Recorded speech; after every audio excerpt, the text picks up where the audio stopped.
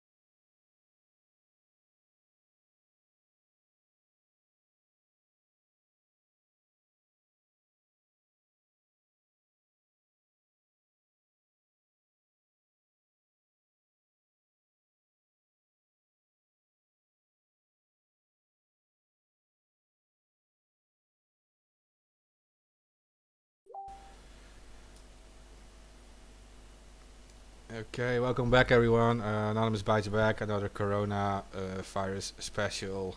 As you guys know, we've been broadcasting about the coronavirus pretty much since the outbreak in China, in the Wuhan area. We were trying to keep you up to date with like the real facts. So we'll have guests in who actually know what they're talking about, and in this case, it is an Italian journalist. Lorenzo di Stasi, who will report to us about this situation in Italy. Uh, if you are following me on Twitter, you can see I tagged him in the stream. I will tag him below the ABB live show tweet as well. Let me see. So, yeah, Lorenzo, you are a freelance journalist, right? And you worked in Estonia for years, focus on communication and digital services. You will explain to me that about everything there is digitalized, like the contact with government and healthcare things and pretty much everything. So that's what you were writing about. And the last period of time until a few days ago you were active in Italy, and now you are in Belgium, so close to me. I want to say welcome to you. Thank you very much for the invitation, and good evening, everyone. I don't know if some of you probably it's different time zone. And yeah, I can start, I think, with the news, latest news from Italy, from today, and from Milano, originally from Milano, north of Italy, Lombardia, which is basically the region with most cases, still from the beginning of this emergency. Today we have a total of 17,750 positive people with coronavirus, affected people, and 21,157,000 total cases, 1,966 people who are not ill anymore, and 1,441 people died in total in Italy. This is the last from today at 5 o'clock p.m. There is kind of good news, because there is the number of deaths in percentage has diminished a bit, considering the last week. But still is impressive the how many people are now with coronavirus compared to yesterday, which are 2,795, which is a lot actually. It can be, you know, a number of just one country in total. So still the situation is very good. Is very bad if we consider as well in how many people are in the hospitals. Unfortunately, in Italy, we had a situation where less and less money were invested in the last 30 years in the public healthcare, which is big damage in general, I think, but also considering this emergency situation.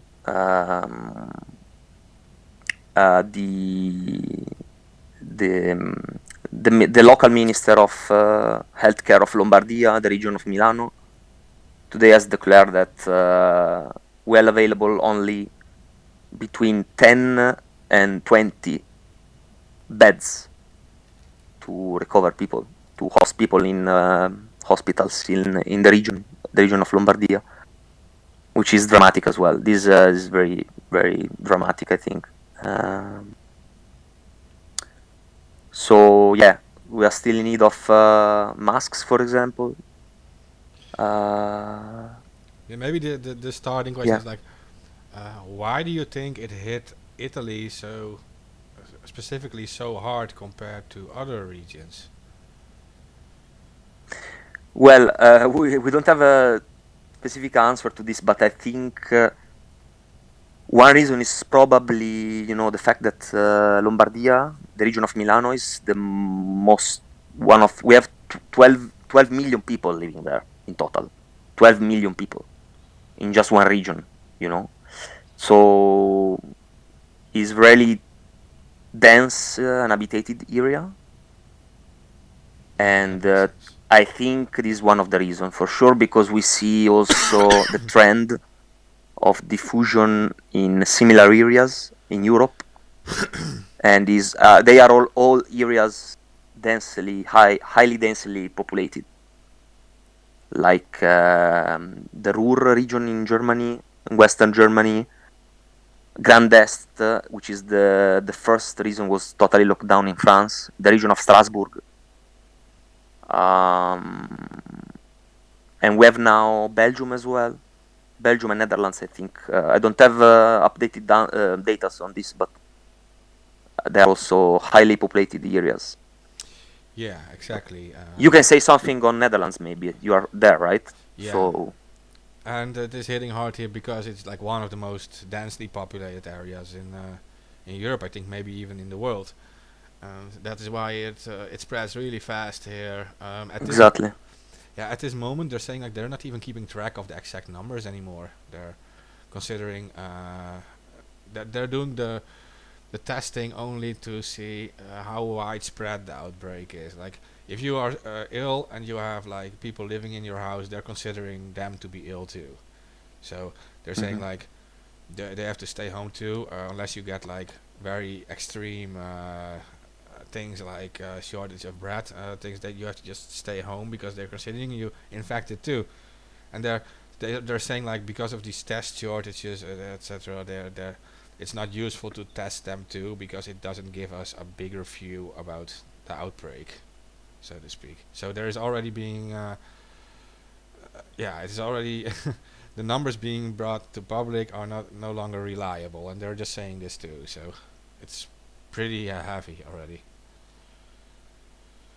Yeah, if I can add something also, I see new measure. You know, in Belgium, for example, if I can say just a few words, we adopted strict measures from basically tonight. Yeah, I mean yesterday night, and it was kind of late, but still, at least looks like Belgium has learned from Italy, is more prepared to this kind of emergency, considering they had, some terrorist attack in the past Hmm. in Brussels, especially. So basically, here right now, bars, restaurants,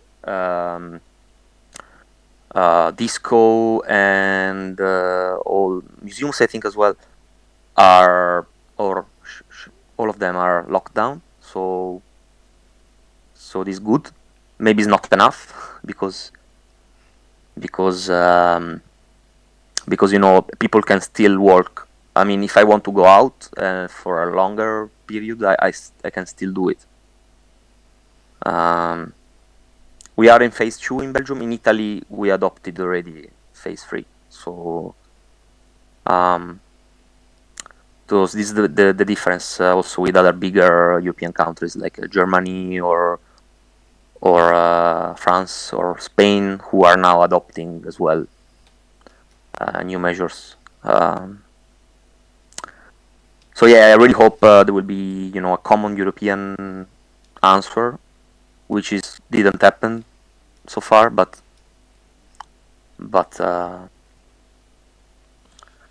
this will maybe in China was much easier to operate because they are just one country. And actually, if I can suggest to all of you a good read, since we are trying to share information as well from people who are maybe more expert than us, I suggest you to look for Thomas Puello on Medium. There is a very, very good analysis on coronavirus diffusion, actually starting from China. Can you type the name for me in the chat? Then I'll put it below the stream too. Yeah. In our chat, you mean? Yeah, here in the Discord chat. Then I know exactly how to spell Okay. it.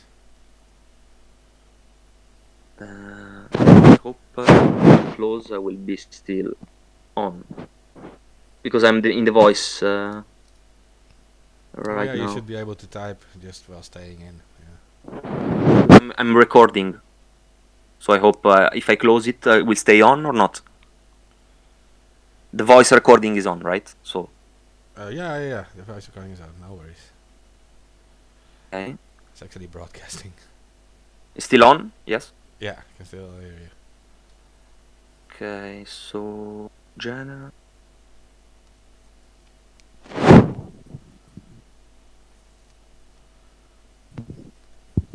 Meanwhile, yeah, like you mentioned the European approach. It needs a European approach because we all have like this Schengen area, the open borders, and if one country taking measures, the other country has to do the same. And if they don't do it, then the only way is to actually close borders. That's not going to happen.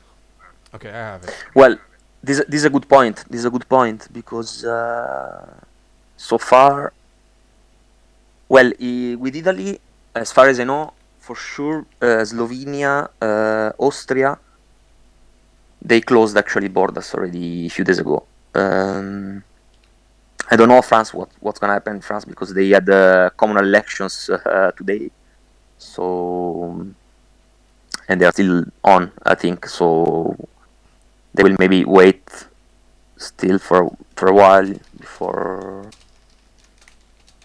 adopting other measures. But this is a good point because this kind of period before, a period after, because Schengen has never been put in danger somehow. Maybe with terrorism attacks. I think this was the only period or your only moments when we had some countries closing their borders.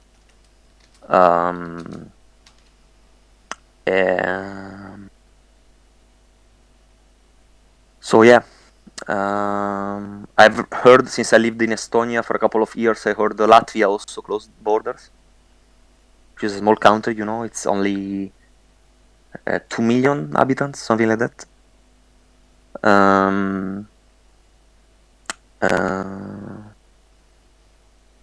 So yeah, but to go back to this article I mentioned, I want to highlight what was happening in China in between the end of January and the beginning of February, and what's happening now. I mean, the curve, it's really, there are a lot of charts, so you can see yourself once you find the article how is the exponential growth of coronavirus. all over the world, of course. And basically, we are now in pandemic period, so it's growing much faster. And more countries unfortunately are joining.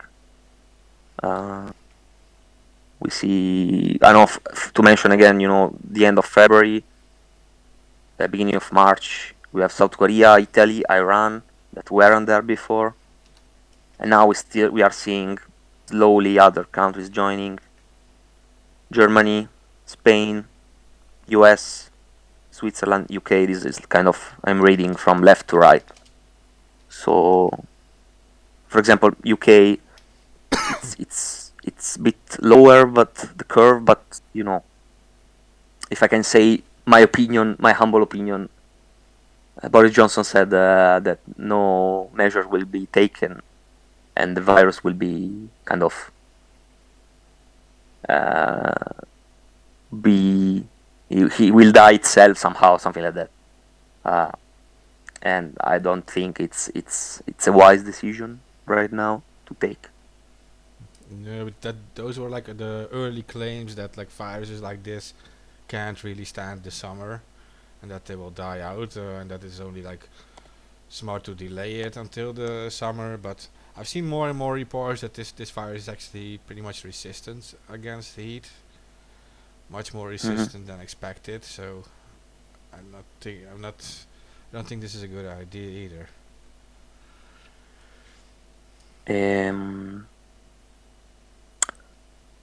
What else? I can mention a very useful actually link. I can send the link as well of this. So in Italy, we started digital activists all over the country. Started a very good campaign, online campaign. There's this website called COVID, COVID 19 Italia.help. It's basically an open source website built with open source programs, and here there are people who wants to help can share their contacts. People who are in help can look for help. Plus, there is you can share useful news from reliable sources. You can access institutional sources as well. So official statements from government, from regions, from local governments as well. I'm sharing it right now as well on the chat.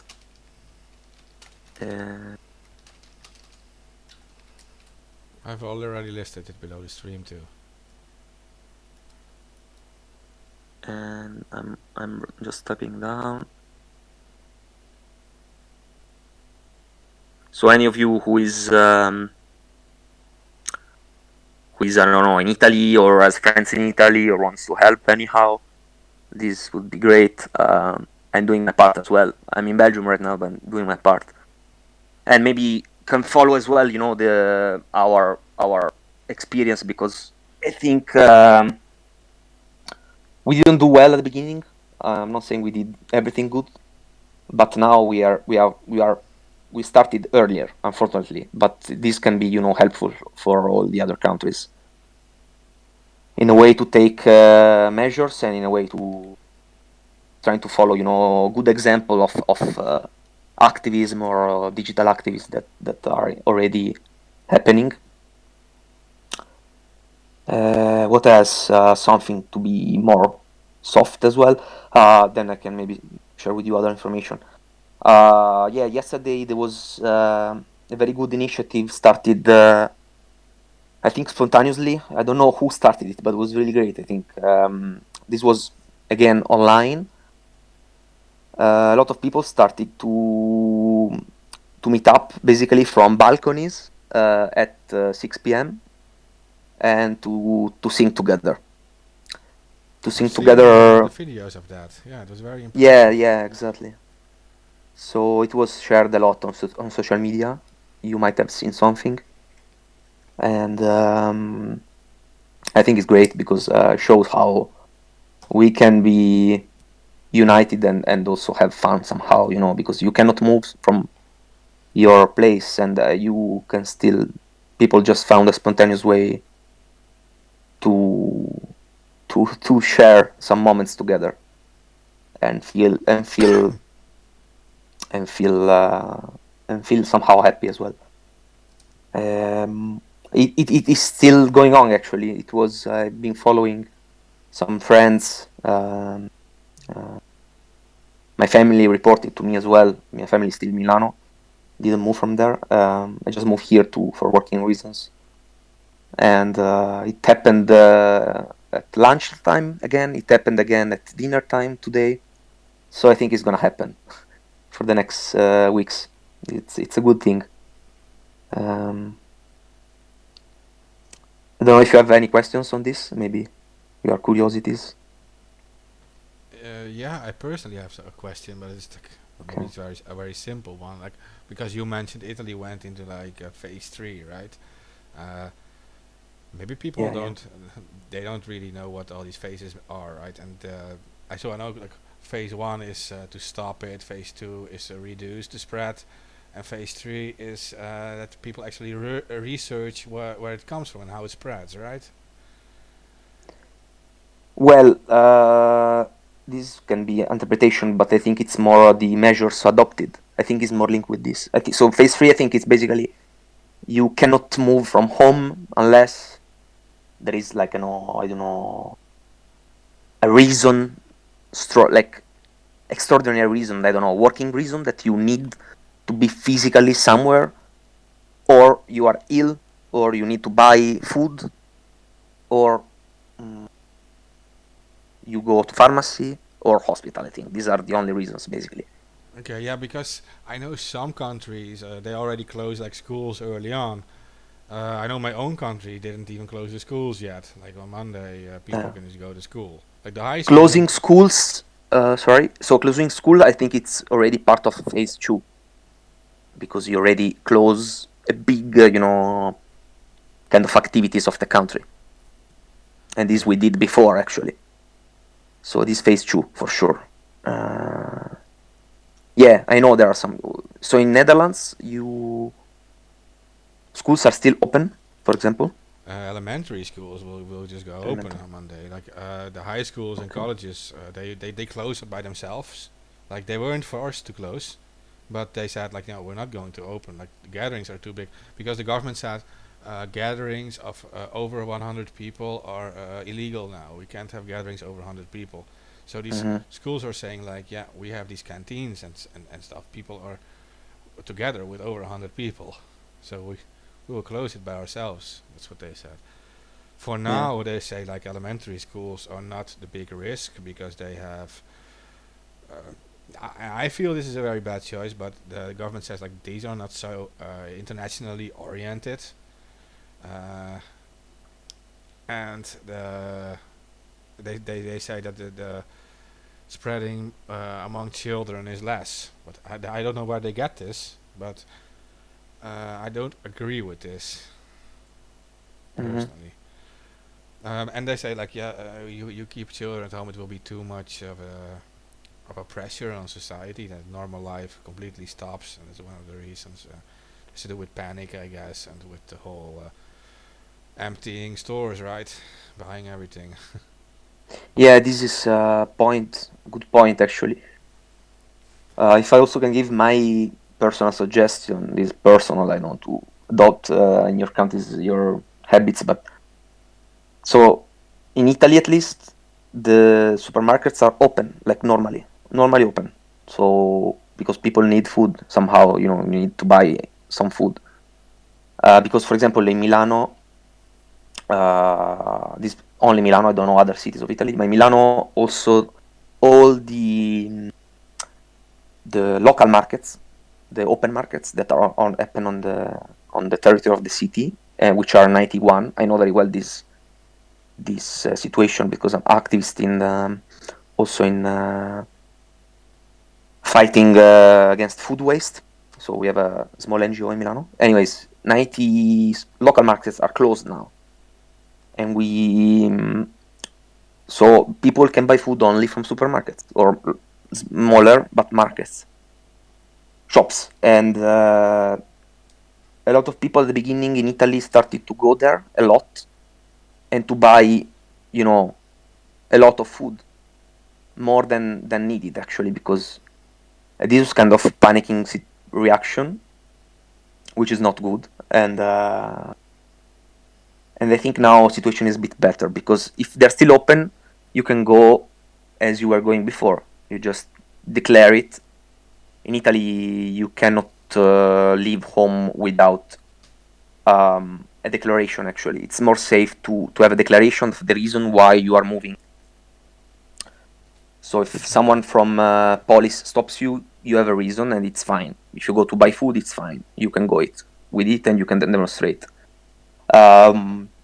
So yeah, why going and buying, I don't know, 20 kilo pasta, or I don't know, 10 packages of toilet papers? It's not common sense. Is not doesn't help other people. Doesn't help also old people that maybe have more problems to move.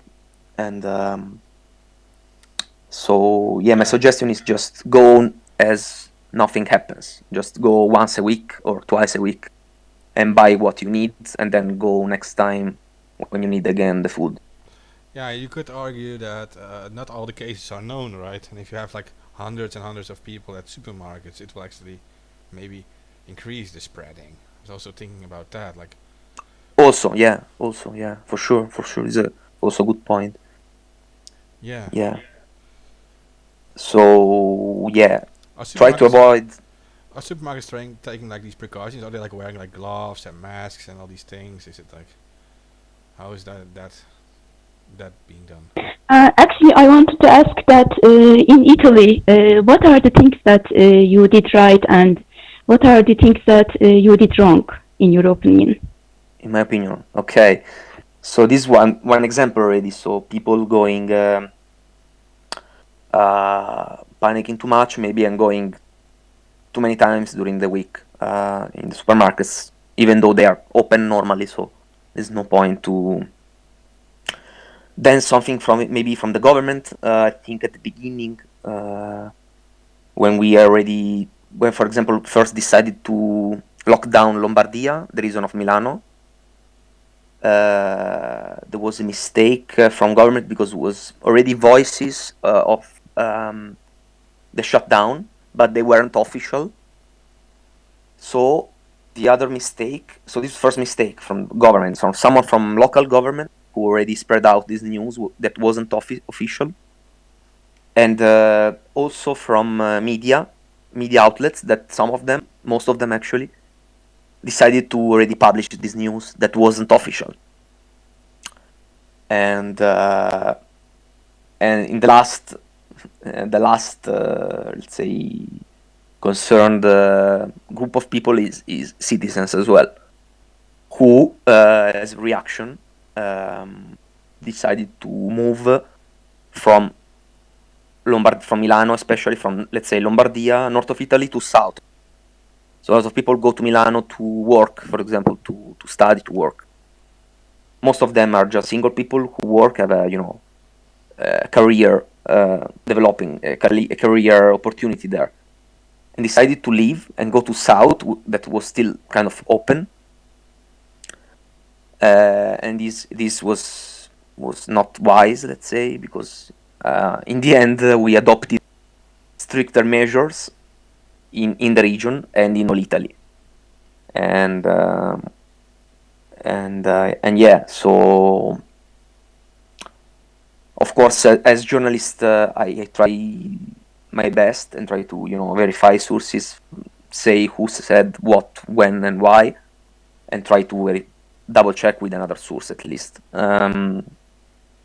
CNN, I remember when there was the case of spreading in advance unofficial news. CNN wrote a piece that that mentioned that was officials from Lombardia region who share with them the news. So this was kind of confirmed by the fact by CNN that someone was irresponsible in sharing the news before. So it's also something we learned, I think, as a community, I would say, not only journalists, not only citizens, not only government. Government learned because then they adopted, just the lockdown of the country as a whole. So this is good as well, I think. What else? I'm thinking what can come to my mind. Yeah, something also good. Maybe I mentioned before. I give you the example with links. I think it's trying. I want to underline maybe this to try, since old people cannot move too much, and also more kind of the virus can attack them more easily. So it's highly recommended to them to stay home as much as possible. But maybe young people, when they go buying food for themselves or for their families, can also buy food for old people and just bring it to them, even without avoid the moments of being closer. Maybe just leaving it at the reception of the building or of the house, whatever. It's a very good example, I think, that can help old people to stay safe and to have what they need, basically. Also also with medicines, of course, because we still have normal countries, I think, with people that are ill for other reasons, right? So this can help with food, with medicines, with water, with yeah. What else? Well, they're good, very good. Of course, then you can open, I don't know, an IBAN account when you can collect money. But then, this is my very personal opinion. I prefer helping on the ground if possible. So of course I like donations, but I want to be sure where the money goes, and then I want to know at least one person that is in that organization that can assure me how the money will be used, because a lot of also hospitals are collecting monies. It's very great, I think. To hospital for sure, it's a good idea as well. I think I cannot not underline this point. So try to donate to hospitals who are in need of help, who have already communicated that officially communicated that they are in need of masks, they're in need of medicine, they're in need of maybe beds as well, or somehow place where to host people. That means donate directly to hospitals to avoid any risk of your donation ending up somewhere where it isn't supposed to be. Hospitals ask for direct donations and direct help with delivering them equipment, so you can reach out to these hospitals directly. Yeah. This, sorry, was a question or just a statement? I didn't hear you. It's a quick statement just to make it clear for listeners, because of course a lot of groups are like asking for donations, but you never know where it ends up, so you have to do it directly at, that the hospitals actually ask for it themselves, and if you donate directly to them, it's actually going to them. So yeah. And of course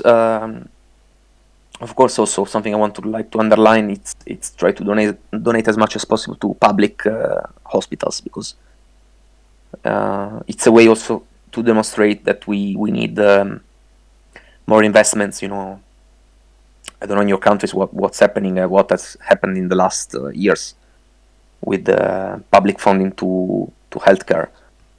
But it's a demonstration that we need more investment, public money in general, I think, in healthcare.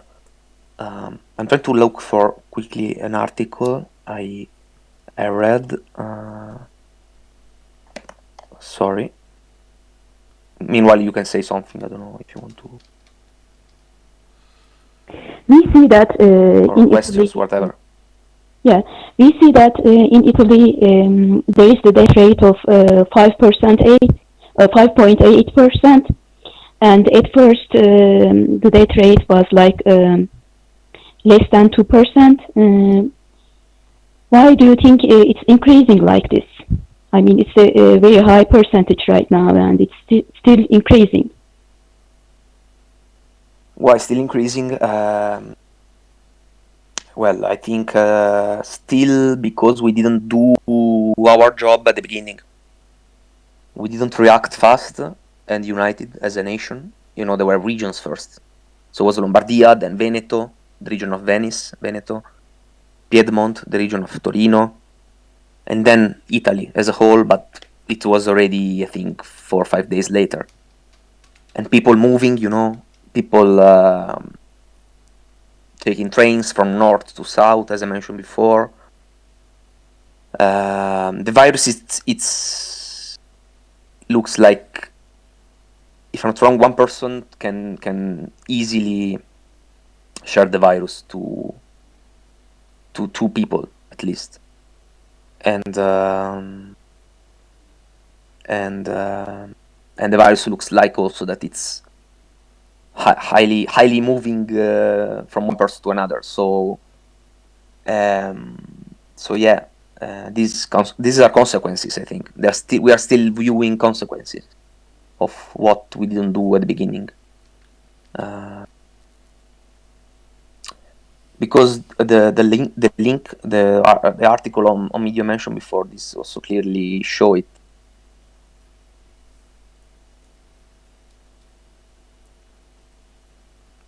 For people to take measures, what do you suggest that people should do to protect themselves? He's out of the chat. Probably will be back in a second. I think he clicked the wrong thing.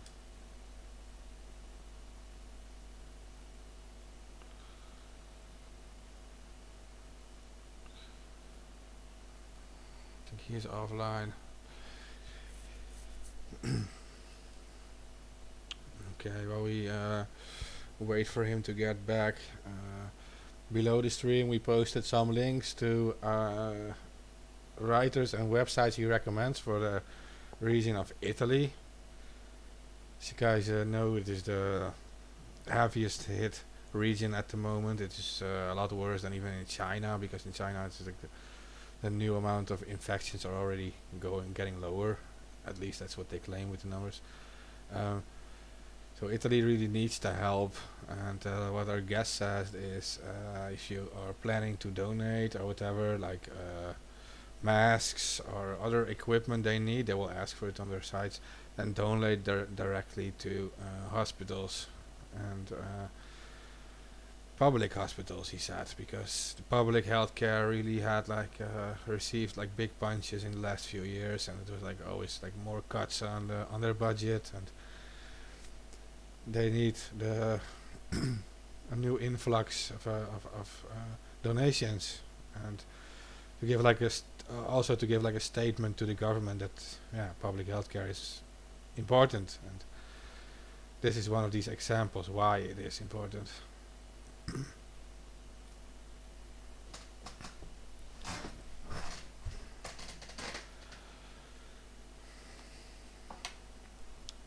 Okay. We will wait for our guest to return.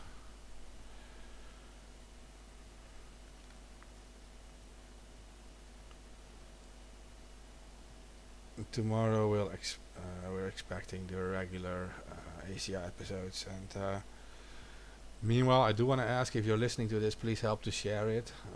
I notice many of you do it already, but that's what we depend on.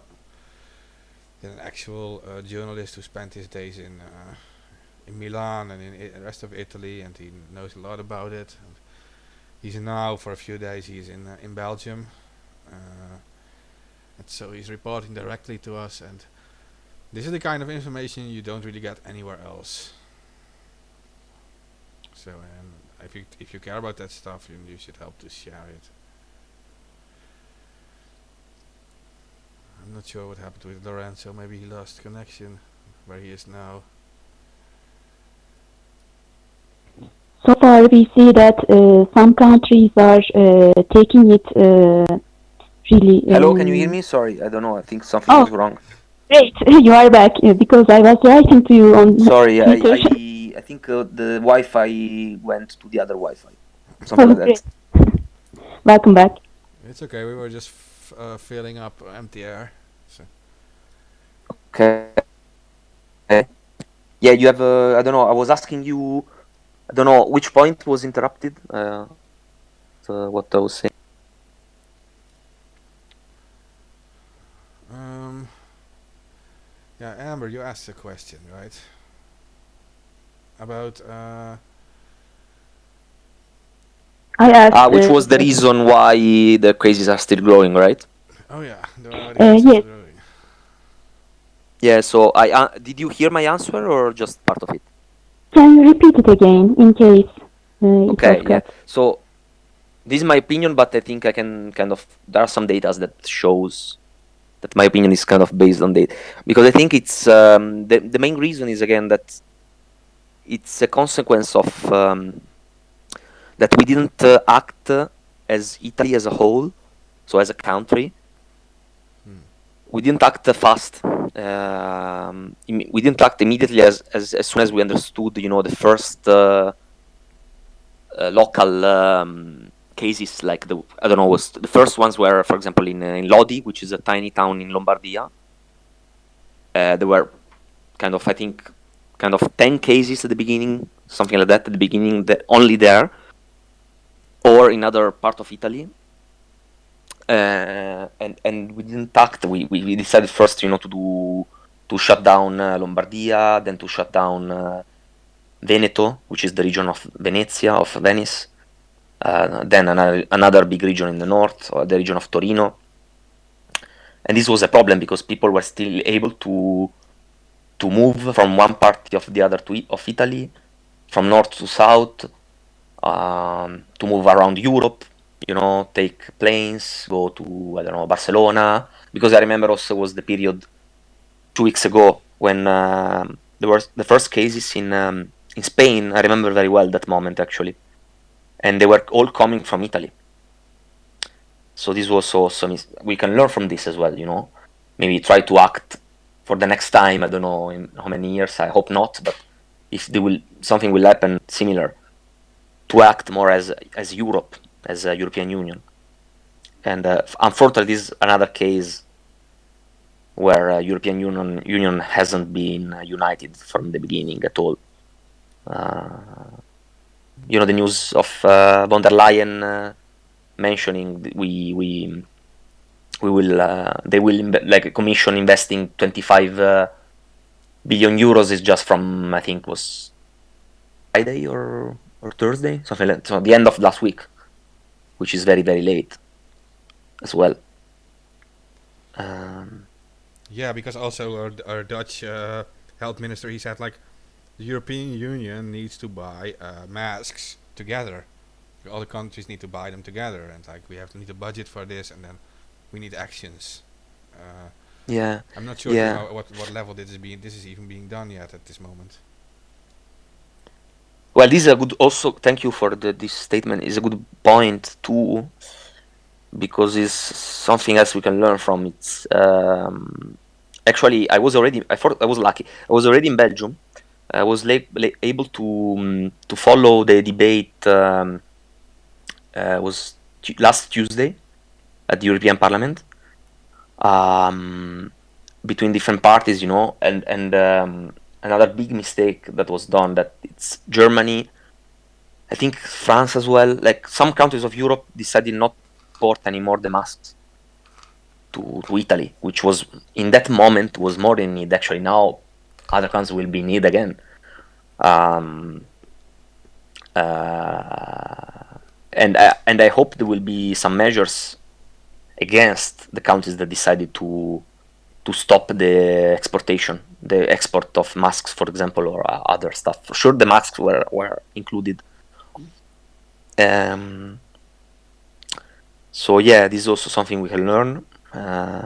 We can do better, as in this case, as Europe.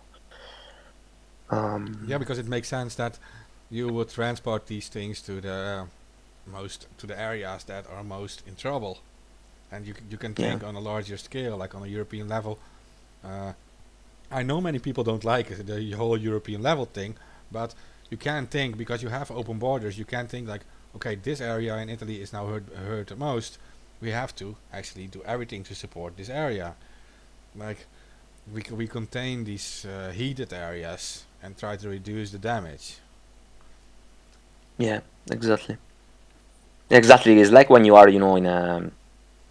I think we can compare this to, for some reason, not for everything, to a war. I mean, I remember very well the moment when there was probably the worst moment during the war in Syria, and a lot of activists from Italy started to bring aid, to bring food, to create these communities helping each other and trying to help the local people from Syria. It's kind of the same, because uh, and this is kind of astonishing to when I hear that kind of decision from Germany, for sure. I remember Germany is there for sure, so I don't want to mention other countries I'm not sure of, but Germany adopted. I remember members of the parliament from Germany were critical, very, very, very critical against the decision of the country. European Parliament, so a member of the European Parliament, because I was following the debate, as I said before. So yeah. What else? I asked you before you got disconnected. Yeah, What should people do to keep themselves safe on personal level? personal level. Well, basic things are always the same. Probably you heard, but I can repeat them. Wash your hands as much as possible during the day, even though you are at home. Try to have a distance with the people that lives with you, or when you go out, of I would say 2 meters at least, to be more secure, because we said again first 1 meter, then 2 meters, then I think it's 4 meters now, but let's say 2 meters, it's enough, I think. And don't shake hands, don't shake hands, don't hug yourself, don't hug other people, and of course don't kiss.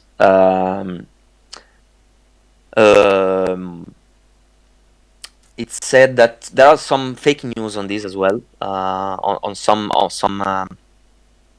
routinary actions, I think. But I also don't remember all of them, so I want to check them first of all, because it can be said that, for example, you don't need to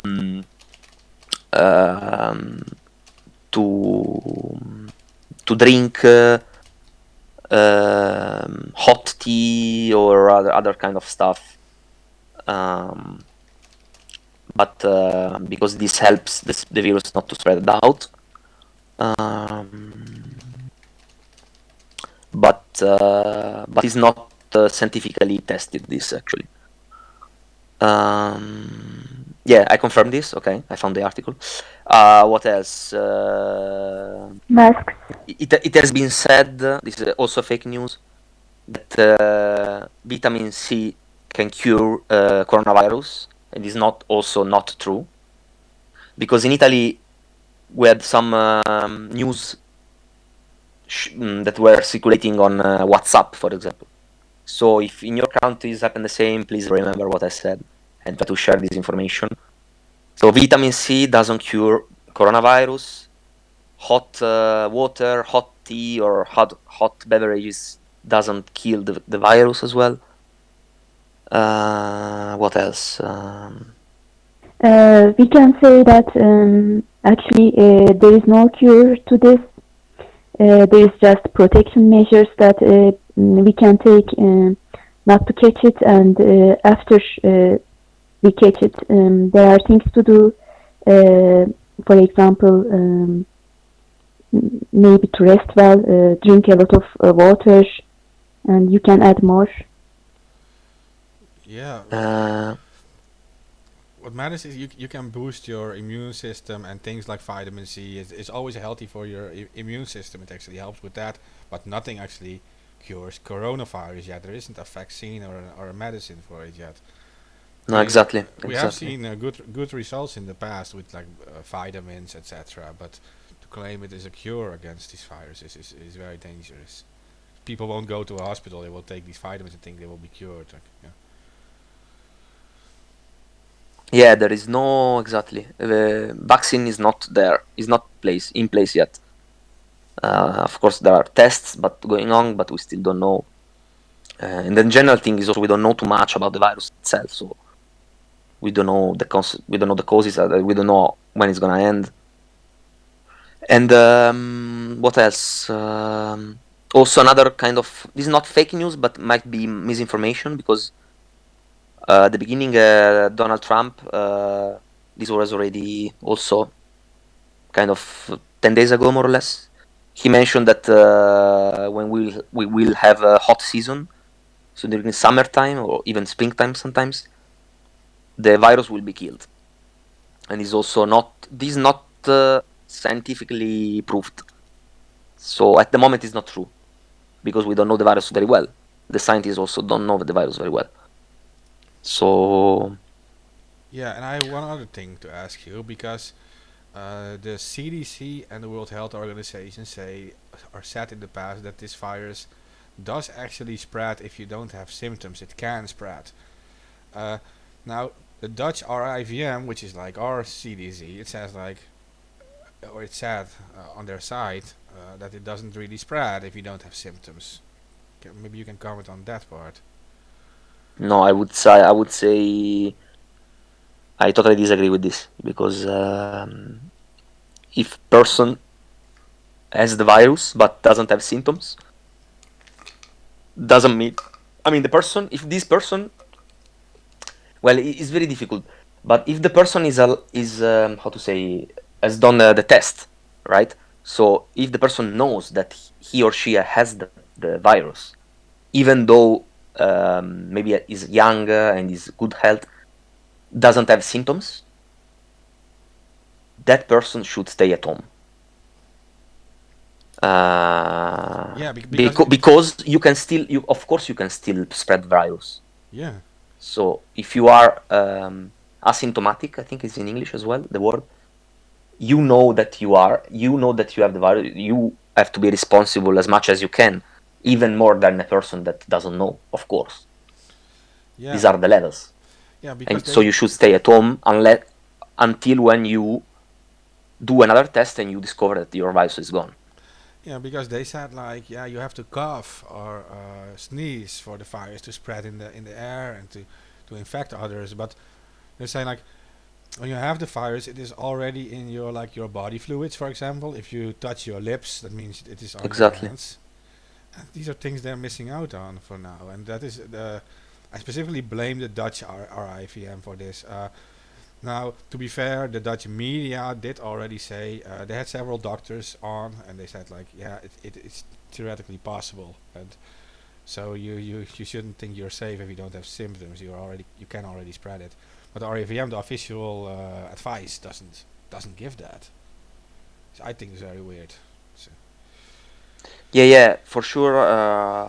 Well, other measures are that you have a napkin with you as a personal use. You when you cough, you try not to use the hand anymore, but you try to uh, cover for example, like stay away. Well, of course, if you're alone, it's kind of fine.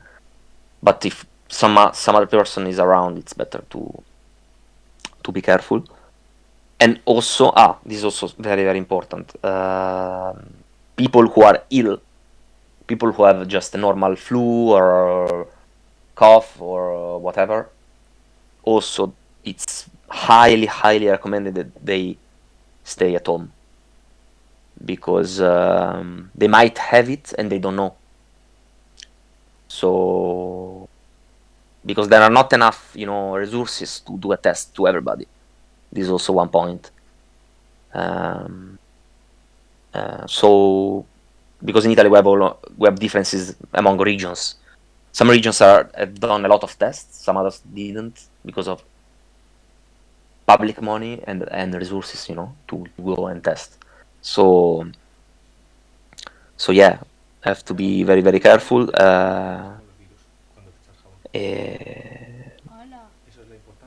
What about And masks? What can you say about masks? the mask, actually, yeah, what we have learned, it's actually to try to reduce the use of them because they're sometimes missing. It's that actually people who don't have the virus, they don't have.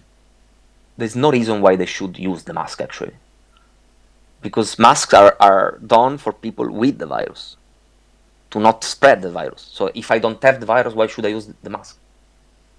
I just have to be careful, of course, to clean myself, to use my napkin, my personal things, to disinfect maybe my personal belongings, to disinfect my phone. This is one other thing, because we use the phone every day, right? We have in our hands a lot of time, so try to clean it as much as possible. With the, I don't know, basic cleaners that you would use for the mirror. You don't need a special, if you have alcohol is also fine, but then you don't need, because it's also made of, the screen is made of the same material as it's done our normal mirror we have in bathroom or in our room. So don't think we need something special to clean the screen of our phones. But clean the phone, do it, because it's very, very useful. And the mask, be careful, because if there is a shortage of them, think that what I said before. So they are done for people with the virus, especially. So, or if you are ill, maybe, yeah, you can still, it's fine. I think it's, if you have a cold or whatever, that might be useful. But if you are fine, why you should use it? Leave it for people who need it. Yeah, because if you have it and you cough, you create like this huge airstream, and you might infect others. And you have this mask that it defends against this whole creating this whole airstream, of course. So Exactly. hmm So Good what evening. else? I was looking for other maybe hints of. Uh,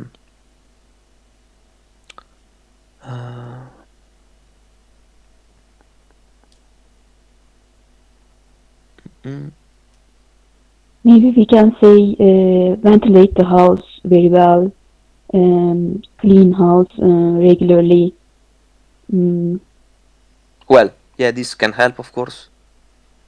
Try to maybe be more careful about surfaces and the kitchen, the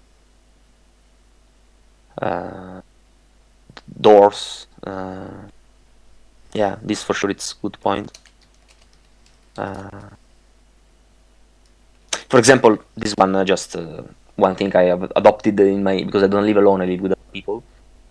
We decided that we use the kitchen not at the same time, for example. So I will, for example, with the schedule this at home, but you can, I don't know, do in other.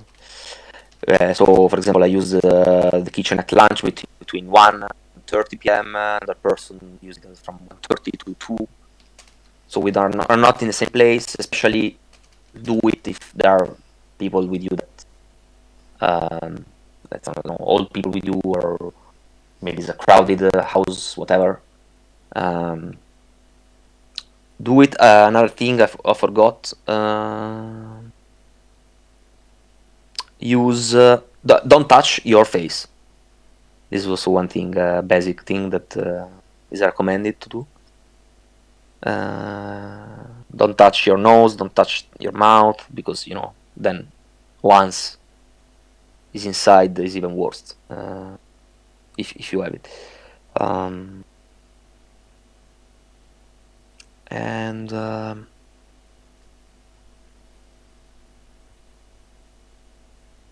what else? I don't know. Other questions? In Italy, generally, as a nation, you go through viral infections pretty heavy. I mean, maybe heavier than the rest of the Europe. It was shown one of the reasons why Italy is going through it hard too. What can you say about the difference between this virus and other viral infections that we were going through before? It's a very difficult question, actually. I'm not. I cannot honestly answer. Well, I don't remember any other situation in Italy we had such in the last 100, even 200 years, probably. I mean, the last one was the SARS, the one from chickens, I think, again from China. Yes. But I don't recall any similar situation, considering the numbers of affected people. So this is the only comparison I can do. I don't. I think we are living something really extraordinary and not comparable. Also to the consequences on the the healthcare system and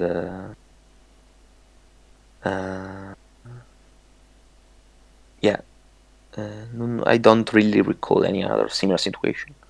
Yeah, I think it's generally something that is gonna stay in. It's gonna be part of our history in general as humanity.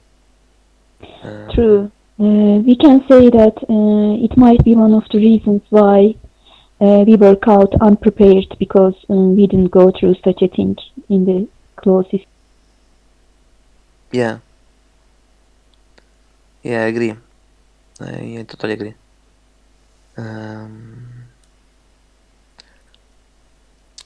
We see the new cases going up. Do you think with all the new measures, the phase 3 you're in now, do you think it will go down soon? It's going down a little, by the way, since yesterday, but it's only a day difference. Yeah, as I mentioned, yeah. I think now I don't have any article on China right now in front of me, but if I do a quick research, in China, I think there are very good news from China, at least, right now. Yeah, there is. Yeah. Actually, I had the screenshot I sent to a friend. Wait a second. This maybe from yesterday. It's not super up to date, but okay, found it with some statistics. This yesterday. Okay, yesterday in China, basically. There were only 8 new cases in China yesterday. So maybe for the day before, so 2 days ago. This was from yesterday. Was reported in Italy. So 2 days ago, only 8 new cases, 7 deaths, and total. So from the beginning, 80,000 and affected people and 3,176 deaths. Is the total. So yeah, I think it's very good news. They started earlier, so we need to be cross fingers and hope that. But this, again, I want to underline. This can happen, in my opinion, only if we adopt the same measures. So Italy, we started later. Hopefully, if any of Italian citizens also use common sense in daily routine life, not only following the law, we can hopefully reach a similar situation, a better situation. If not, then we will still be with the problem, with the virus. So probably similarly other countries. Yeah, it needed a wake-up call, right? We all underestimated this. All governments in Europe underestimated this. Like early in January, they even said like it might not even be contagious between humans.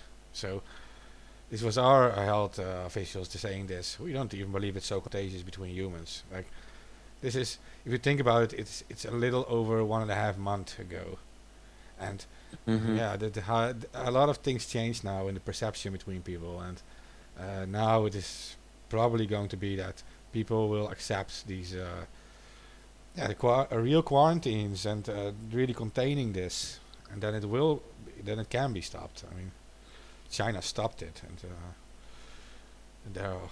they got a population of over 1 billion people. So Yeah, exactly what I said. It's like maybe as it's one country with the larger population, with the larger territory. This decision was much faster, but of course we consider Europe. We still see we are not yet, let's say, we are not yet federal Europe. So no, United States, it could have started much earlier and have impact on the have decision on every state because they are a federal state. We are not, so we still have to be in the hands of our governments. but how did Italy respond on the capacity thing? Like we know that Lombardy and Venice area are like the most heaviest hit. Are they like moving capacity to these places too? Like, are they moving doctors to these areas, or are they thinking like, will these areas have to do it on their own? Yeah, okay. Well, good, thanks for the question. No, there were, of course, doctors for sure. Doctors for sure were under pressure a lot at the beginning. But then solidarity prevailed, and yeah, from regions started to move to help. Even I read articles of interns working in hospitals started to help and to work more. So still there is a lot of pressure, but with solidarity we are facing problem better. Also, there were task force who came from China, doctors from China. Actually, this was very nice move and a nice show of solidarity as well. They just arrived actually. I think yesterday was the news, or a couple of days ago. They brought as well masks. They brought medicines, they brought, equipment. Still, as I said before, the main problem is still the shortage of beds, actually, of space to host people if the number doesn't decrease. The number of people with coronavirus increase, and people with coronavirus that need, to be cured. This is the point, because people that need to be cured need to go to hospital. So is the shortage mainly like the beds? The main problem is still we lack of beds, places for people So to not be specifically the breathing equipment. There's just like the places, the spaces. the places, yeah, and the equipment. But the equipment is like easily is much easier to afford because with donations, with solidarities from regions, from other states. This I think it's already kind of getting better with money from European Union, money from the government, also Italian government, I think 20 million as well. So, and disregarding the budget basically. So Now we don't care anymore about the budget, about the we will have effects on the economic situation later on, and then will be also tough. But for now, the money can be used. Well, I'm thinking again with, if I can compare with China. uh Another big difference is we haven't put so far in place any any construction of new hospital. I think it was, if correct me, I think I'm not wrong, but I remember quite well. They were able to build a temporary hospital, something like that, right? I don't know if you hear about it, or I'm the only one. No, at least There two was big hospitals they built in the Wuhan area. I think one with 1,000 beds and one with 1,400. okay, okay. Thank you for the, because I didn't remember very well. But yeah, so this was this is a big difference. We are not yet able to adopt such a such I don't know how to call them, measures, called No, I great think measure, I very, would very, say. very few countries can do it like China did that. Yeah. But what about the military? They can set up like tents or whatever. Are they doing these things? You have Military are present. Were given actually more power to was given more power to the police than the regular one. They are just, I think, in the situation where they can do the checks. If you go out and you are not allowed to go out, then you can be fined. You can have a fine straight away, actually. okay. So yeah, they are there for that reason. Well, that's sad Uh, actually. Like you think about if you have like a large disaster, like an earthquake or something, the military can do like infrastructure and things and medical tents. And I'm thinking like maybe they can create medical tents as well and set them up as temporary hospitals. And I mean, if you go to the front lines with your army, you also have hospitals. Like yeah. well, this yeah, good point. I think hasn't been tested widely, but uh, well, this is a good point actually. Um, I know the Americans will do it. I mean, Americans they always show power with the military, and in this case, it's likely that a president like Trump, you'll soon call on the military, build all these temporary tents just to like have like a show of power too, right, to the world. They can do it, mm. and yeah, this is the one thing the military actually is useful for. um, If you talk about the symptoms, what can you say the first symptoms are? Because people are wondering what should they observe on themselves, that the symptoms, first symptoms.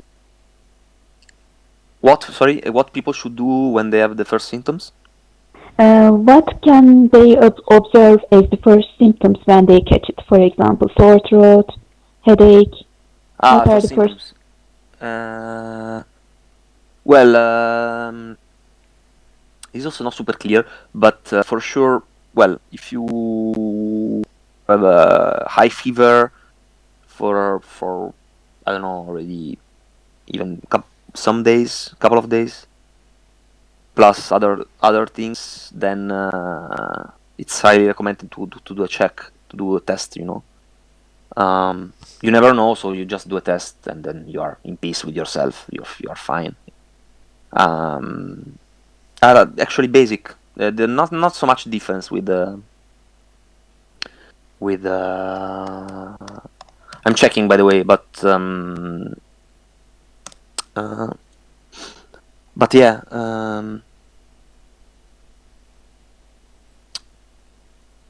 Yeah, these are the basic heartache. Heart cough or fever or breathing difficulties. Um, yeah. Uh,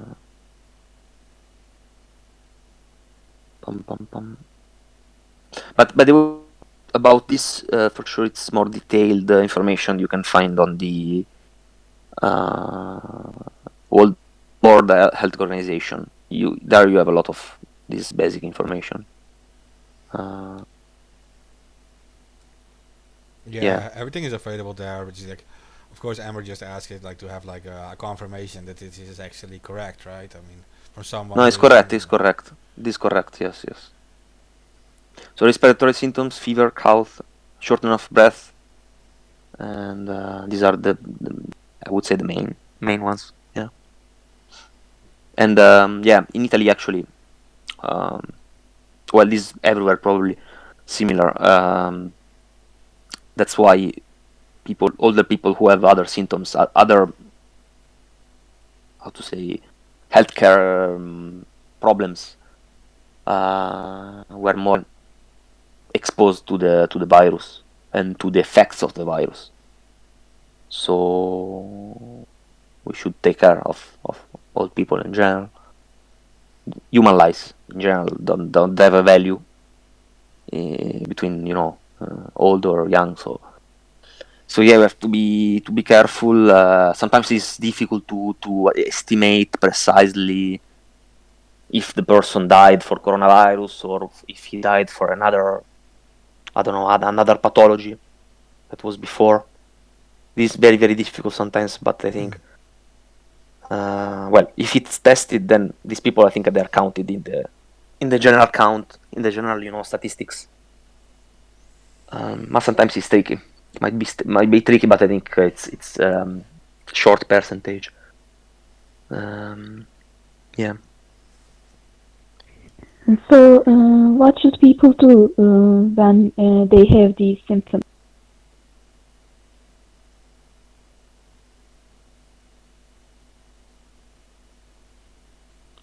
Sorry, I don't hear you anymore. What should people do when they have these symptoms? Well, as I said before, if they are persistent, just do the check, do the test of coronavirus.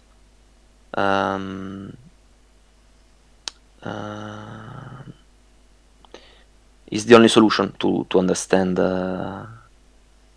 if symptoms don't go away, but I think you don't need to wait.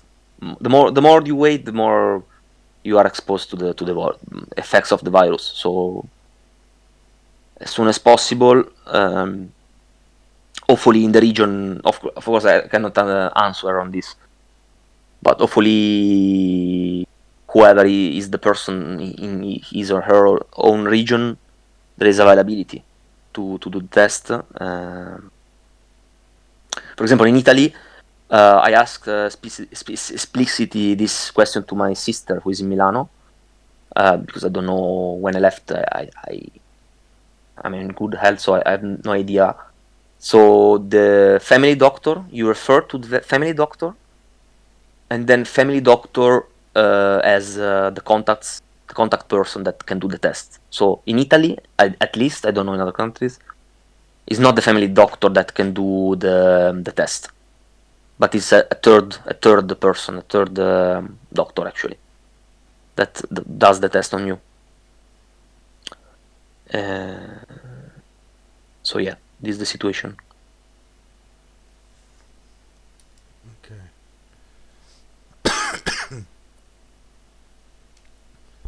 So is it true in Italy too for the whole age thing? Like it's mostly like older people and people who already are ill in other ways who die from this, or is it because we've read that it almost doesn't affect like children below the age of 10?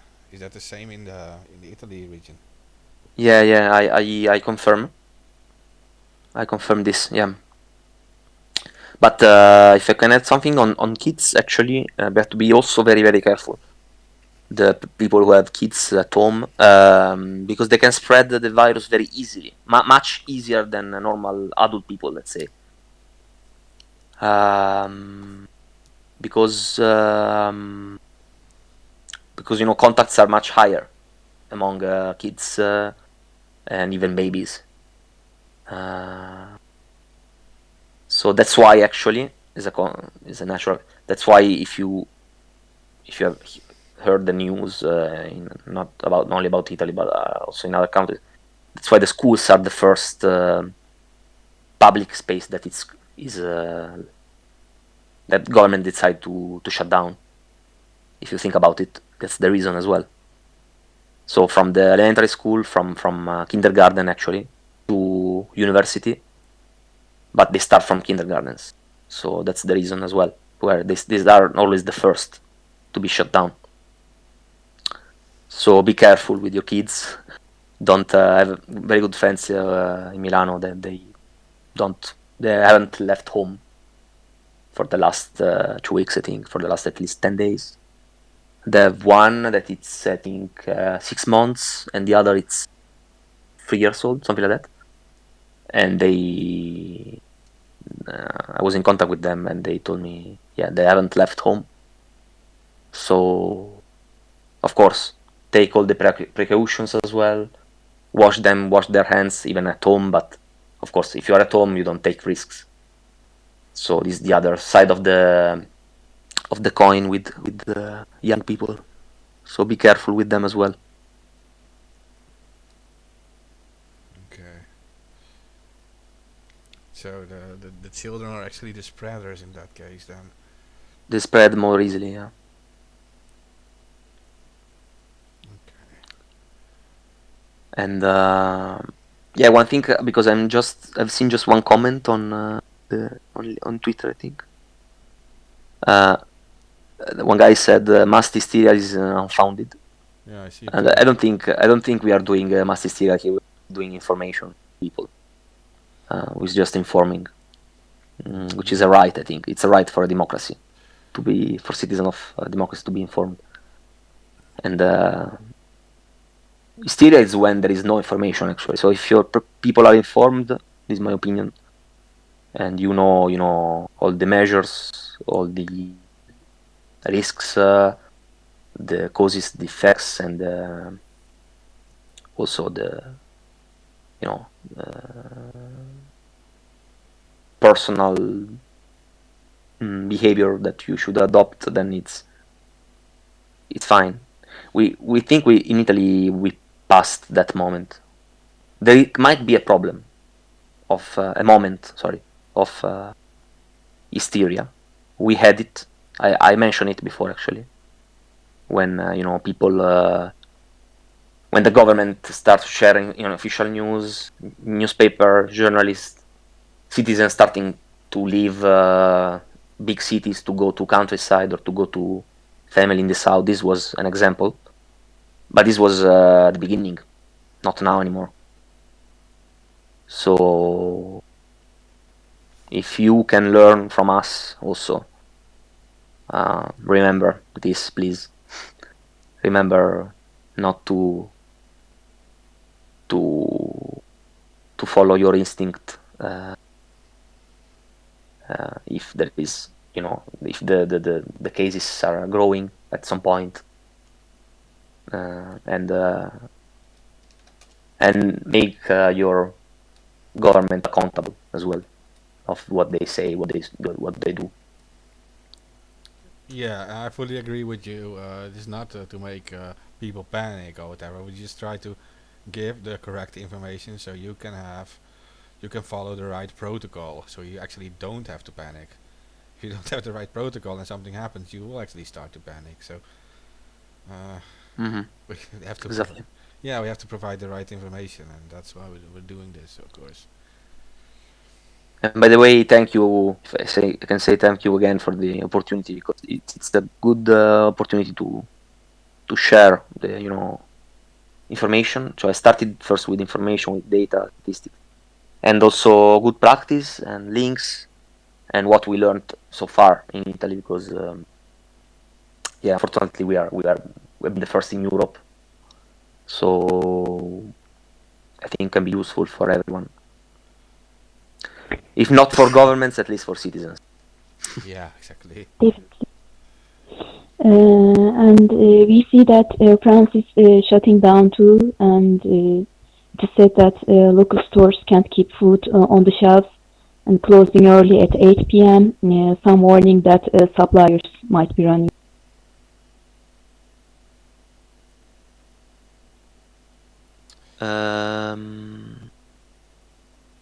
So sorry, this again, I don't know if it was a question or... No, it's just that France is also shutting down Yeah. justified information from another country, what they are doing. Local stores can't keep food on the shelves and closing early at 8 p.m.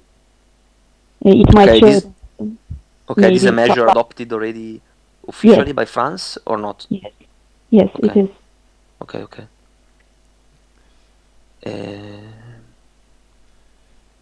France kind of a special situation today. Like, of course, they also blocked mass gatherings, right? But you know about that. There are huge protests in France with like the Gilets Jaunes, and they marched today, of course, with thousands and thousands of people. So it is a special situation in France. Yeah. Well, in my opinion, it's not an excuse, but something bigger now to take care of, which is coronavirus. But yeah, I'm just reading right now statement on Twitter from Macron, president. He was in contact today with the president of Italy, Sergio Mattarella, and so looks like tomorrow. No, you said they adopted already some other measures, so maybe tomorrow they can also have other measures for the citizens. Yeah, thank God for social media. I guess it really goes fast, like the information. So you hear someone talking about the measures coming, and but it should be like that. Like we need fast information gathering now, and we need to prepare for. Well, you have to like someone said before, like you have to prepare for the worst, right? But hope for the best. That's what you should do.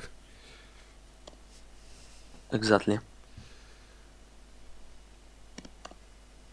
About the origin of the virus, I know that you mentioned a bit, but for Italy, it is said that it is originated from or it spread from Bavaria, from Germany.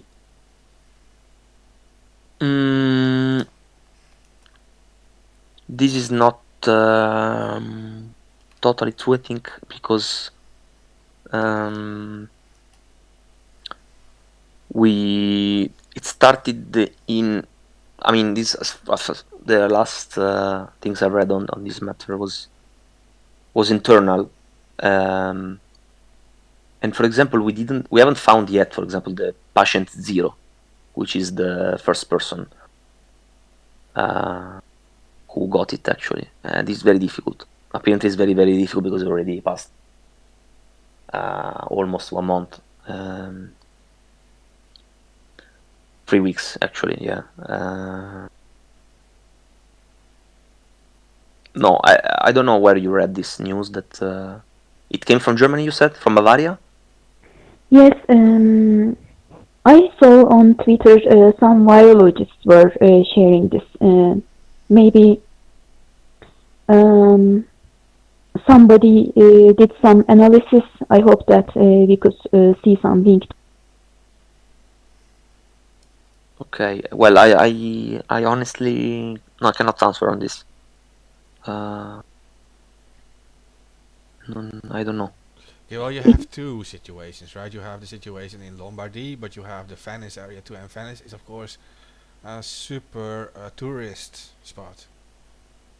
Every tourist wants to go there, so that makes it hard too to find patient 0. You don't even know like what this could be a tourist that brought it. Like,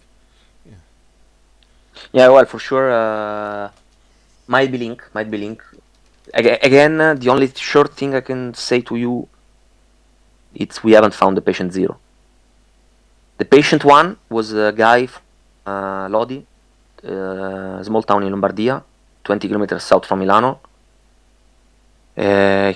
He's still alive. He's 38. He still have coronavirus, and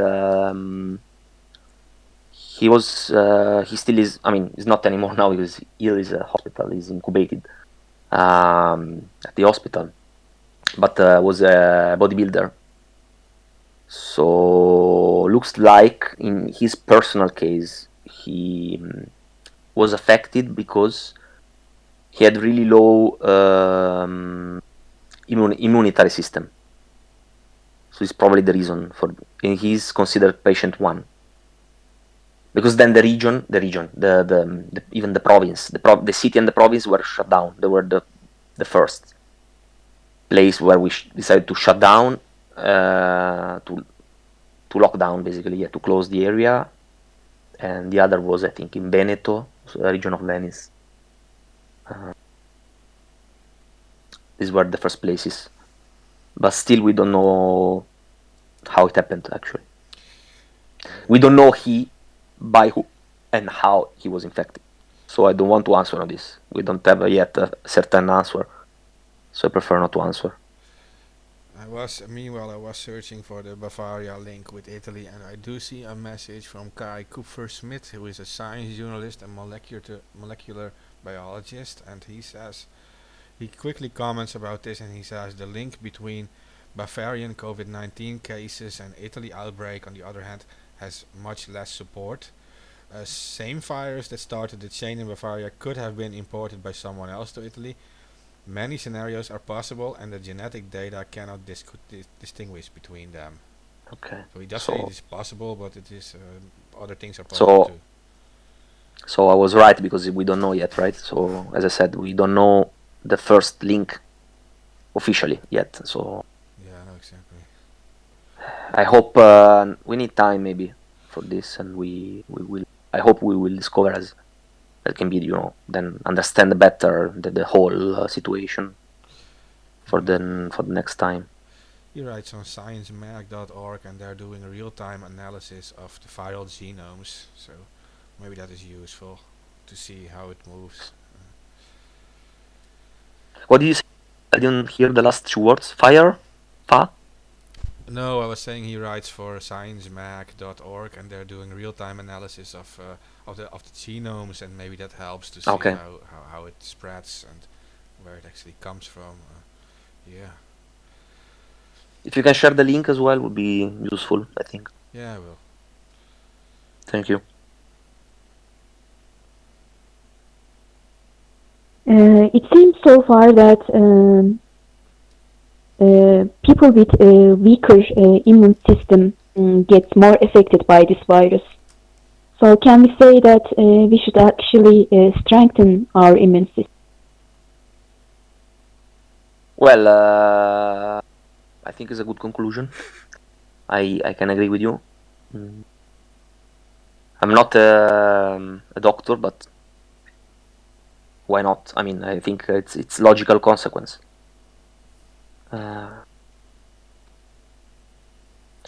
Then if you ask me how, I'm not expert to answer to you, but this would be the other logical question. But I have some hints, but maybe are not enough. Yeah, I think yes. This general could be common sense to try to adopt. Maybe in general, better lifestyle, like. Yeah, no, that is exactly like you're saying. Like we're not doctors or whatever, but it makes sense that there are many people who live like almost only on fast food or whatever. They don't get all the necessary vitamins and all these things, and you need this for a strong immune system. And it makes sense to just eat vitamin-rich food. I guess that's safe to say. And actually, if I can add something on this, because before I mentioned in one of the fake news, if you remember, that someone said that vitamin C can defeat the coronavirus, which is not true, of course. But maybe someone made confusion, I don't know, or they were trying to, but for sure it's very good for our health in general. So, try to eat fruit, to eat oranges in this case, or other things that give you vitamins, different kind of vitamins maybe. I don't know, these are basic things, very, very basic. Do some sports, fresh air. Of course, Also, fast food are not good. Also, too much meat is not good. No, of course. drinking enough water every day is also important, and Yeah. sleep pattern is important. Like getting at least 7-8 hours sleep a day and night sleep, I guess. Yeah. Yeah, that's what we all have kind of like difficulties with getting enough night's sleep. But yeah, it makes sense. Like what you're saying, like it is fake news, of course, to say like, yeah, this vitamin cures everything. We're talking about thousands of dead people, of course, around the world, and if that was that easy, then there wouldn't be a problem. So, but it makes sense, like also like you're saying that you can boost your immune system. There are several things, and that it includes vitamin C that are very healthy for your immune system, and it helps you at least fight off these things. So yeah, Hmm. so yeah, I think that's the safest thing to say. Totally agree. Yeah, we talked about this in here in this show too about vitamin C and other things like garlic, for example, is known to have some beneficial effects against viruses, and there are other things. Green tea is known to be good too, but these are not cures, of course. You have to realize that. Hmm.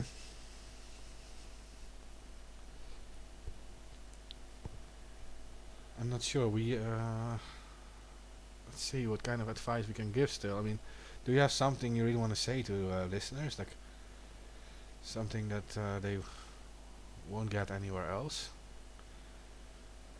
Well, I hope at least half of the things I said were some kind of helpful. Um, There must be something you really think like that the media is like missing out on, because that's where I'm always annoyed bit by that they're giving like these all generic explanations of things and not never to enough details. mm, well, yeah, I can say something like general. I'm kind of I can say expert on fake news on how to find a good, like reliable source of information. I did some workshop around Europe. I participant, was also team leader of Italian group. Um, so if you read this in general, especially for this moment, if you read most of the news online, um, you check the source. Check First thing to check is always the URL of your website. So check is not fake. Check it's not maybe one letter different from a similar one. Check it. Check the about page. So that is explained very well, and who they are from, what their goal, what their mission.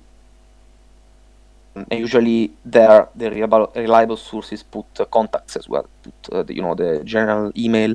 Put the editor-in-chief, because this is by law. Is by, at least in Italy, it's by law. You have to put the editor-in-chief of the newspaper. Yeah, then you will have other information of other contacts. Maybe deputy the deputy editor-in-chief, contributors responsible of different areas, again with the contacts. And then always double check. So if you read an article, always try to find another source at least that can confirm that news, that it's reliable, is true, that is attached to facts and to statistics, numbers, if there are any. These are very basic, but can be useful, I think, because you have the sources. This especially for sources online. What else? I think I said all the main things. You noticed that Um, infection map by John Hopkins University? They were like clones made of it, right? Exactly what you're saying. You have to check the URLs. Some clones are made and they contain viruses and backdoor software. okay. It's kind of spreading on Twitter for the last few days. People were worried they got infected with viruses because hackers had cloned the John Hopkins University thing that is like one of the most updated maps, I guess. Mm-hmm. And of course, another point is always be sure that in the article there are links, even external links to other sources, because if the article doesn't mention where the information is taken from, then it's also, you have to be suspicious. If the source then is reliable, I don't know, WHO, or, I don't know, New York Times, whatever. But mainly better if there are first-hand sources of information.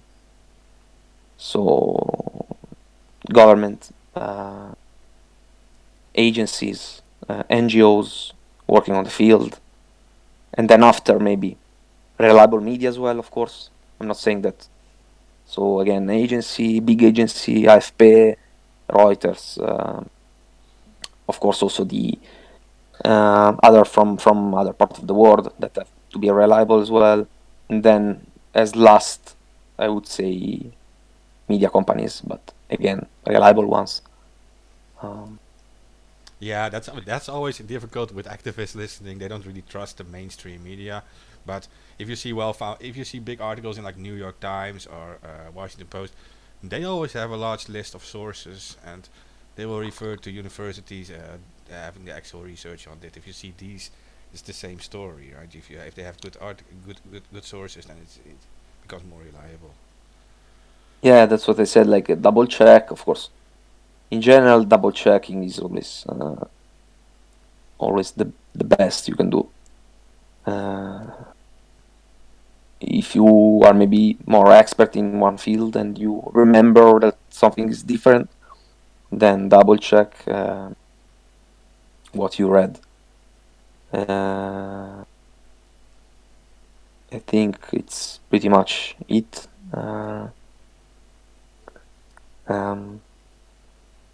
It's possible to re-listen, right, this live stream Yes. somehow, so people can, because I said a lot of useful information, I think, during the episodes. I don't know how to call it.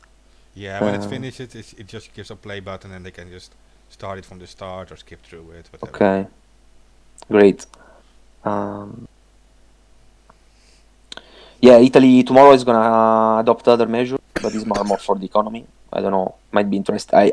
We don't have official, but it's just I read it before in the was statement for government, and this would be interesting actually for all of us, also for other countries that will kind of shut down the country, and then of course this will be an impact to our economies.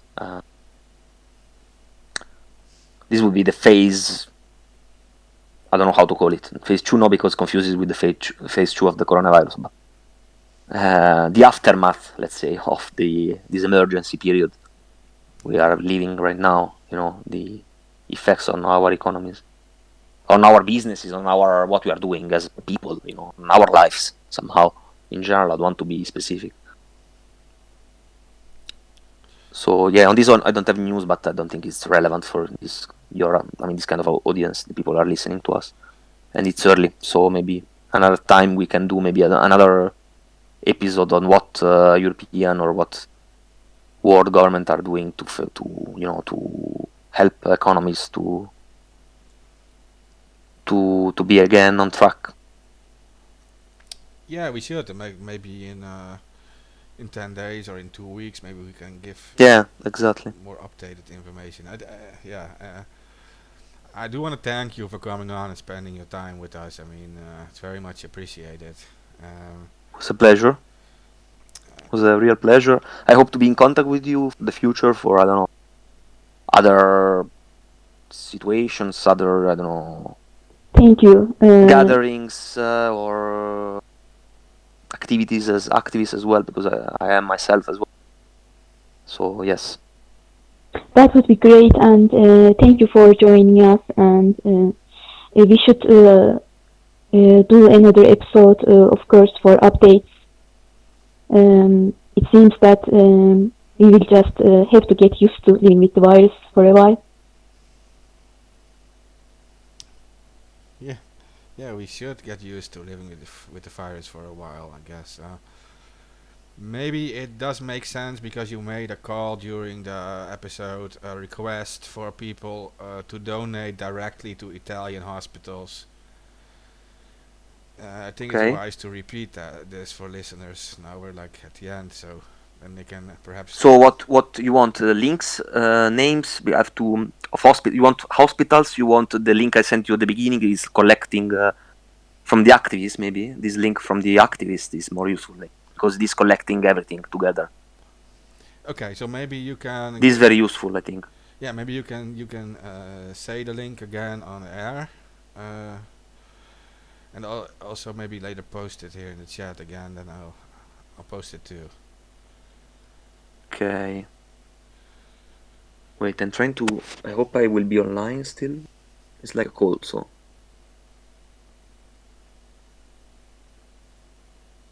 Okay. No, I wasn't online anymore. Okay, just type down the website. This on the general, on the. I see. Yeah, I on see the. it, I think. No, this is the general. Wait, Yes. okay, this general chat. Because here, let me double check quickly. Yeah, here there are also. Well, the only thing is in Italian. Let me see. On the bottom should be. But usually from Italian to, if you do Google Translate, I think it's perfect because it's translating very well usually. In English, of course. Yeah, I think it's it's good. Let's try again also this page. English. Yeah. Yeah, you can Google Translate in English. It's good. Fundraisers. You will have the page. So yeah, I am reading. I'm 18.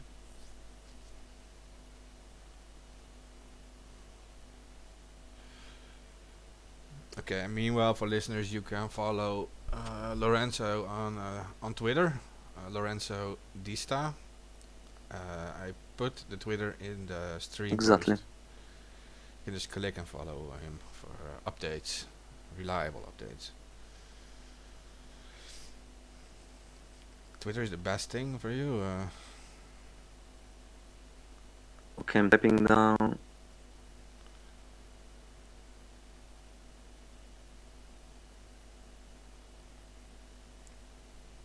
Okay, so the first link is covid19italia.help. With covid19italia.info, you get to the same site. It links to the same site. So that is covid19italia.help. Exactly. Thank you for repeating it. And yeah, so try. I don't know the countries where you are from, but use solidarity. Be so. I don't know. I forgot. I'm not able to speak in English anymore. How's the adjective of solidarity? Solidal. Of course. Can you hear me? Yeah, we can hear you. We can hear you. How is the adjective? Right.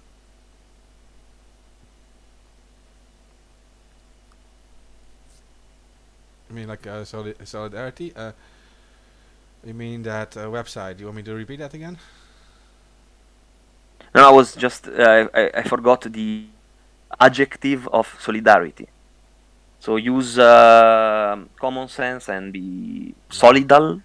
So like with people, like try to have a create communities among the issue and help with each other, because that's what we did. And we are facing, the virus not only with measures adopted by the government, but citizens are doing a lot actually. So it's very, very good. In Italy, we have a great background of NGOs, local NGOs, working together. So this is one of our strengths. I hope also this will happen if situation get worse.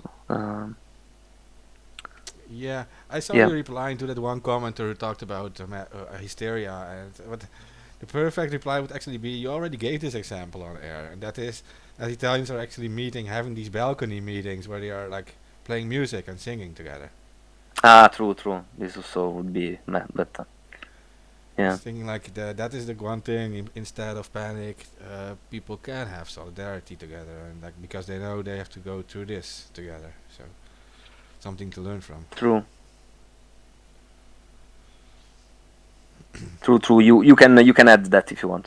So I'm not the only answering. I will. Thank you. Okay, so I think we did everything, and then maybe in 2 weeks we do another broadcast, if you want. Perfect. It would be great actually. But you're doing other broadcast, or in the next days as well, or that I can follow maybe? Yeah. Usually we have a broadcast on Thursday night, but we also have on Sunday, we have like the Asia episodes with people from Asia in Hong Kong, Okay. and they will talk about the situation there. It's usually about Corona too now these days, so it would be interesting perhaps. And if I can add one thing, I read, but this is for sure nothing official. It's going on. There are different places where they're trying to look for a vaccine actually. Europe, of course. I've read about Israel. I read about US. I read about, and one thing, it's not maybe not always said. I read there's a project from Cuba in China. From yes, I heard I read about it it. from Yes. not mainstream media, Italian media. So considering also some sources from not mainstream, you check for them, double check again, and but yeah, we don't have yet a vaccine, so let's see, let's wait. Yeah, and some will have perhaps the vaccine pretty soon, but there is a lot of testing involved, so that always takes time. We're hoping for the best, of course, and hope they release it soon. And yeah, meanwhile we have to just keep on fighting, right? Yeah. Okay. Thank you again. It was a pleasure. Thank you. It was our pleasure. Okay, we'll Have a nice evening. I don't know, day, evening, night. yeah, it's night for me, for Amber too. It's past. You're in Amsterdam, yeah. It's Okay. just past 12, so yeah, we'll meet again soon, and thanks. And to listeners, I want to say, please help to share these episodes. So that's what we depend on. Grassroots activism. You guys are aware of that. Like, we don't make any money. We don't get any sponsoring from anyone. We depend on the activist community, and you guys are always helping us great. Please share if you think all this information matters. Like Lorenzo also said, you can also skip back later in the episode because there's a lot of useful information at the start, so it will be worth it. I will share the link also on the after the, if it can be useful, on your general page on Twitter. I can share the link of the website Okay. to where to donate, where to get information and learn. So it's more visible maybe. Okay. Okay, thank you guys. Thank you. Bye bye. Bye bye.